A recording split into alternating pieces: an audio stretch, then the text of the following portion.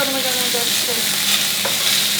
So it's day 2 of the movement control order. I like all your suggestions. Yes, I think I better have some rice. So I've got my rice with me in here, and I got some chicken, vegetables, honey chicken sauce, and all the condiments, and hopefully it's a success. Guess we'll see.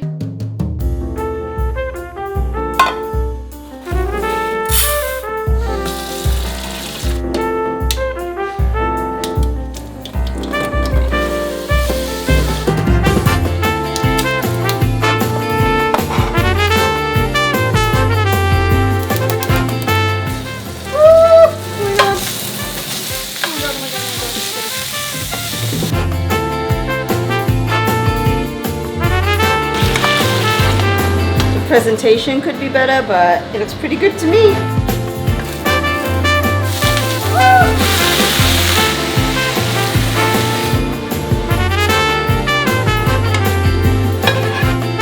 It looks edible. I'm proud of it. So it's done, my honey chicken and my oyster sauce with choy sam and rice. Let's see how it tastes. I'm just scared with the veggie.